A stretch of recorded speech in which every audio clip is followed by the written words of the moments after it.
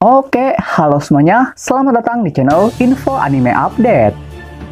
Episode kelima dari anime Sentai Dai Shikaku dibuka dengan menampilkan Suzukiri yang tengah berjalan, tapi kemudian dipanggil oleh wakil Rangers Pink yang mengatakan padanya apakah Suzukiri ingin bergabung bersama mereka ke dalam suatu acara. Tapi Suzukiri menolak ajakan itu dengan alasan ada drama TV yang masih belum dia tonton. Dan di sini juga entah karena problem apa Suzukiri terlihat memusuhi Rangers Pink. Wah, jangan katakan masalah cinta dari cerita kemarin ini.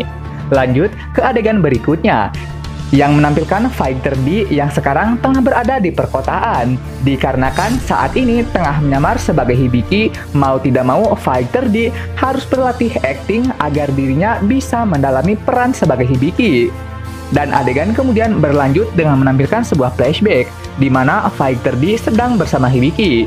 Di sini Hibiki menceritakan kisah masa lalunya yang tengah diserang sama monster. Kemudian saat ajal hampir menjemput, Hibiki dan kakaknya diselamatkan Power Rangers. Sejak saat Hibiki dan kakaknya diselamatkan oleh Rangers Biru dan bahkan dirawat olehnya layaknya anak sendiri, Hibiki yang kagum akhirnya masuk ke dalam pasukan Sentai. Cuman di sini Mimin lumayan kagum nih sama Hibiki. Walau udah dihianatin sama monster, tapi masih aja percaya sama mereka.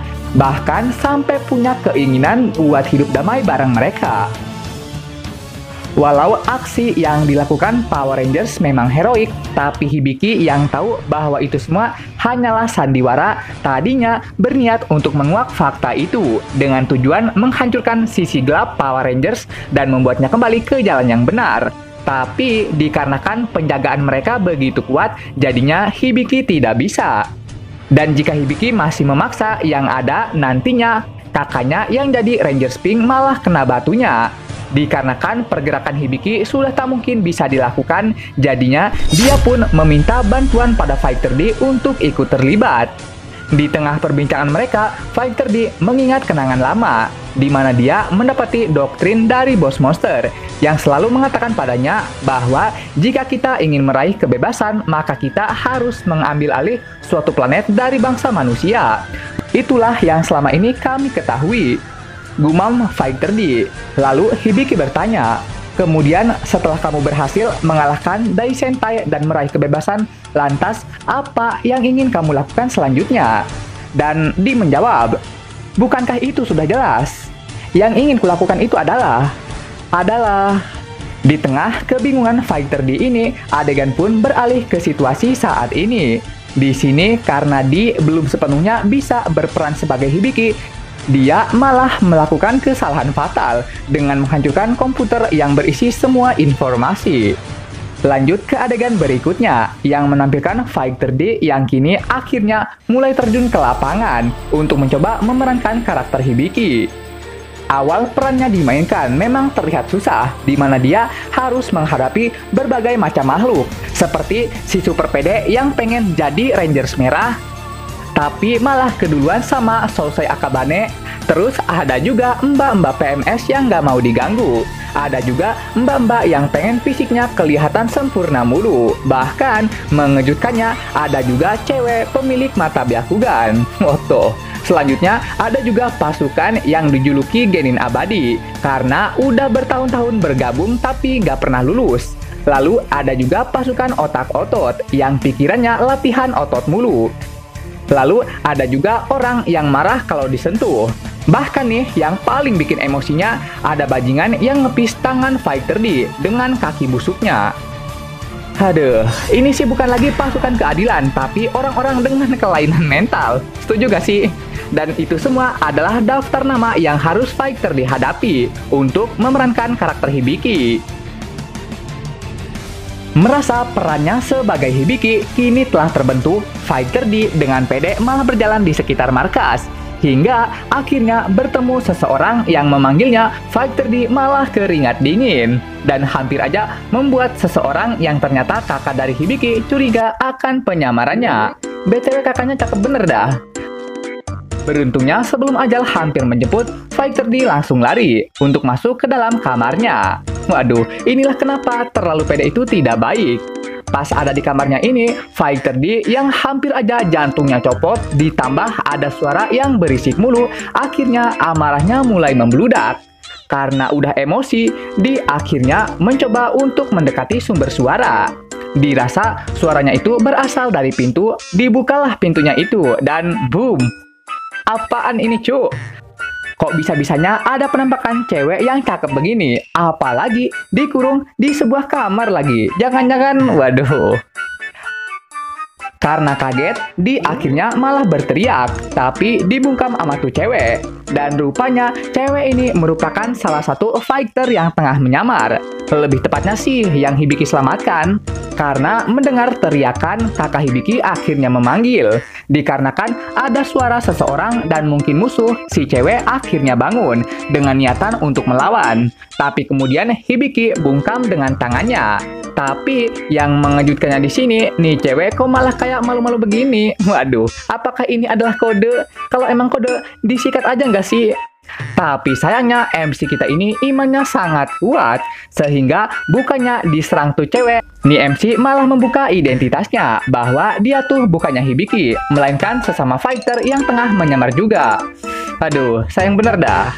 Karena Hibiki yang ini adalah rekannya, si cewek memutuskan untuk menyerang kembali. Tapi Hibiki katakan bahwa situasi saat ini tidak memungkinkan. Setelah situasi udah kondusif dengan si cewek yang dikandangin balik, Hibiki akhirnya mengizinkan kakaknya untuk masuk. Tapi sialnya di sini, si cewek malah berulah dengan membuat semacam dentuman suara. Singkat cerita, setelah kakak Hibiki memberinya apel, terus keluar untuk mengambil pisau, lalu balik lagi dan mencurigai ada sesuatu yang nampak sedikit berbeda, baik dari apel dan segalanya. Untungnya Hibiki cepat merespon, jadinya si kakak nggak berpikiran yang aneh-aneh terlalu jauh.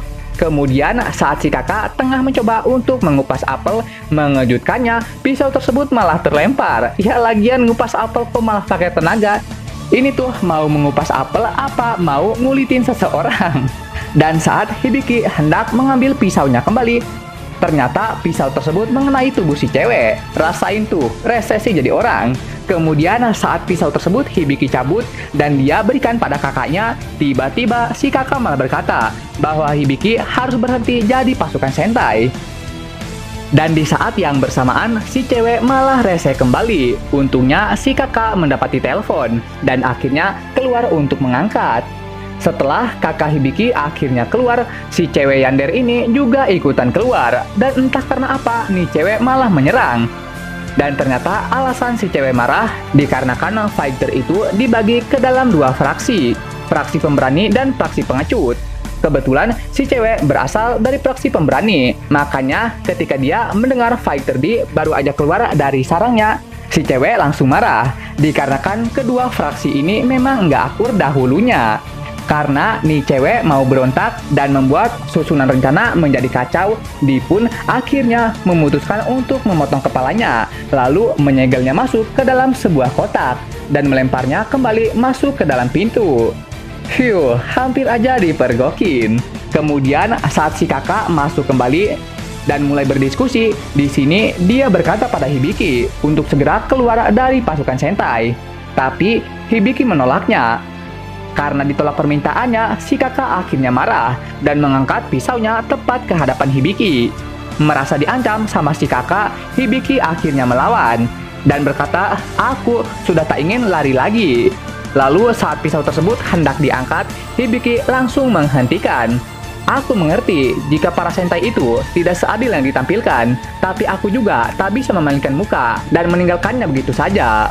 Kemudian Hibiki menancapkan pisaunya ke sebuah apel, lalu berkata, "Aku di sini untuk bertarung." Melihat kesungguhan hati Hibiki, si kakak akhirnya bertanya, "Bahkan walau akhirnya dirimu harus berurusan denganku."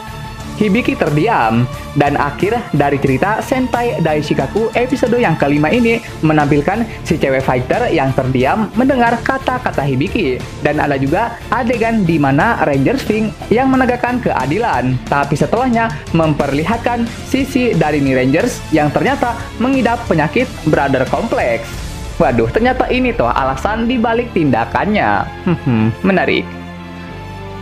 Oke, sekian pembahasan kali ini. Dan jangan lupa juga untuk menekan tombol like dan subscribe-nya ya. Biar Mimin ini lebih semangat lagi ketika membuat videonya. Dan agar kalian juga bisa mendapatkan update video terbaru mengenai berbagai pembahasan menarik seputar anime di channel ini. Dan sampai jumpa lagi di video selanjutnya.